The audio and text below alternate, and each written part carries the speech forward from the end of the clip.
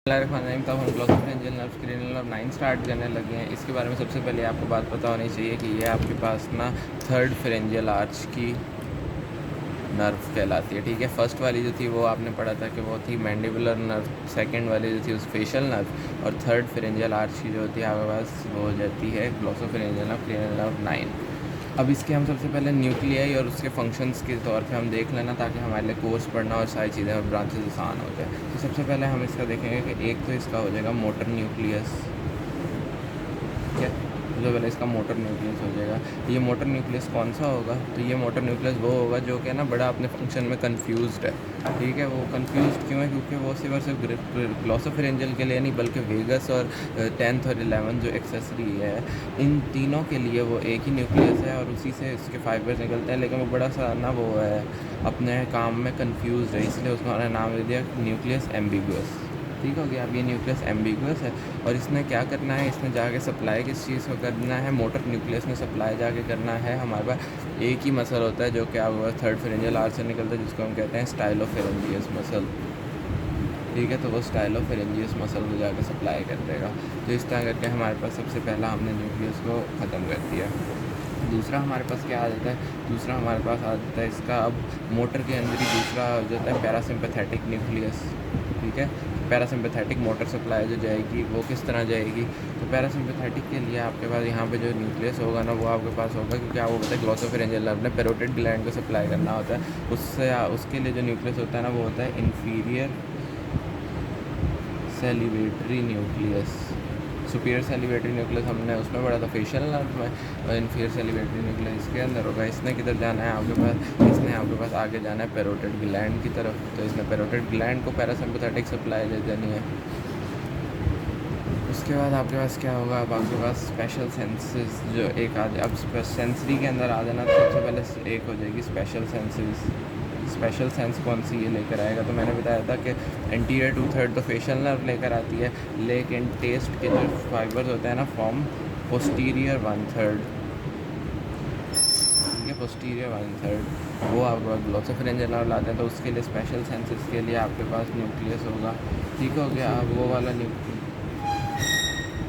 दे देता हूँ। इसके लिए जो न्यूक्लियस होगा ना वो हमारे पास कौन सा होगा? वो हमारे पास हो जाएगा न्यूक्लियस ऑफ ट्रैक्टस सॉलिटेरी। अच्छा, जब मैंने स्टार्ट में बताया था ना सारे न्यूक्लियाई वगैरह का, तब मैंने बताया था कि न्यूक्लियस ऑफ ट्रैक्टस सॉलिटेरियस का एक अपर पार्ट होता है, एक लोअर पार्ट होता है। लोअर पार्ट जो है उसमें तो टेस्ट सेंसेशन आती है, लेकिन अपर पार्ट में जनरल सेंसेशंस आती हैं। ठीक है, तो अब आपके पास जो जनरल सेंसेशंस होंगी ना, जनरल सेंसेशंस वो भी ग्लोसोफेरेंजियल नर्व के थ्रू जानी है। अब वो कौन कौन सी जनरल सेंसेशंस हैं? एक तो इसी तरह ये जो पोस्टीरियर 1/3 है ना, पोस्टीरियर 1/3, इससे आपके पास जनरल सेंसेशंस चली जाएंगी। इसके अलावा आपके पास इधर और ऑफ टाउन, इसके अलावा आपके पास जाएंगी मिडल ईयर कैविटी से, मिडल ईयर कैविटी। उसके अलावा मिडल ईयर कैविटी होगी, उससे आएगी। इसके अलावा ये ना वहीं पे आपके पास यूस्टेशियन ट्यूब होती है। ठीक है, तो यूस्टेशियन ट्यूब जिसे ऑडिटरी ट्यूब भी कह देते हैं, वहाँ से भी आपके पास ना जो जनरल सेंसेस हैं ना वो वाली सारी की सारी आपके पास ये ग्लोसोफेरेंजियल नर्व में लाएगा। इसके अलावा कहाँ कहाँ से लाएगा? पैलाटाइन टॉन्सिल्स आपने पढ़े होंगे हेड एंड नेक के अंदर, उसकी भी सप्लाई के अंदर आपको ग्लोसोफेरेंजियल नर्व मिलती है, तो वहाँ से भी सेंसेशन यही लाएगा। इसके अलावा ओरोफेरिंग्स जो होता है, फेरिंग्स 3 तरह का होता है ना, वो सबसे ऊपर सबसे पहले नेजोफेरिंग्स, फिर ओरोफेरिंग्स, और तो उसके अंदर वो फेरेंजियल प्लेक्सिस एक बन रहा होता है। वो तो फेरेंजियल प्लेक्सिस में सेंसरी सप्लाई जो आती है वो ग्लोसोफेरेंजियल नर्व के थ्रू जाती है, तो यह होगा ओरोफेरिंग्स को भी सप्लाई करेगी। इसके अलावा एक आपने बार बार चीज़ पढ़ी होगी, carotid sinus and carotid body. ठीक है, फिजियो में भी बहुत दफ़ा पढ़ा होगा कि ग्लोसोफेरेंजियल नर्व क्रेनियल नर्व 9 इनसे रिलेटेड होती है, तो इनसे सेंसेशंस जो है वो यही लेकर आती हैं। तो ये 5 जो आपका 5 या 6 चीज़ें हैं, बल्कि पोस्टीरियर 1/3 होता है, middle ear cavity, eustachian tube, palatine tonsil, oropharynx, carotid sinus and body. इन सब को आपके पास कहाँ कौन से न्यूक्लियस में ले जाना है? इन सबको न्यूक्लियस ऑफ ट्रैक्टस सॉलिटेरियस के अंदर लेकर जाना है। ठीक हो गया, ये सारी की सारी हैं। इसके अलावा कुछ सेंसेशंस होती हैं जो कि आपके पास ना इसी ग्लोसोफेरेंजियल नर्व के ही थ्रू जा रही होती हैं, लेकिन उन्होंने जाना किधर होता है आपके पास?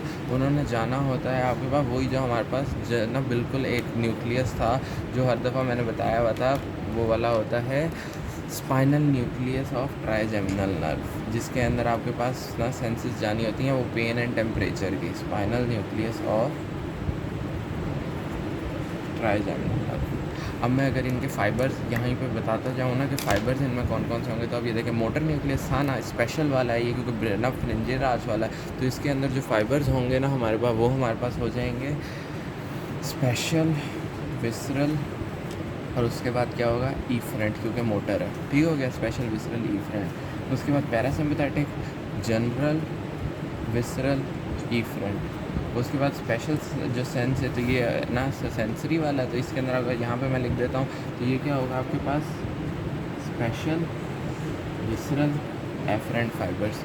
उसके बाद यहाँ पे न्यूक्लियस और ट्रैक्टर सेल्यूलर के अंदर ये वाले जाएंगे, तो ये हो जाएंगे जनरल, विसरल, एफरेंट फाइबर्स। और उसके बाद यहाँ इसके अंदर जो आएंगे वो होंगे जनरल, सोमैटिक, एफरेंट फाइबर्स। तो इसके अंदर अगर ओवरऑल 5 क्या कहते हैं आ रहे हैं, जो आपके पास सारे के सारे कंपोनेंट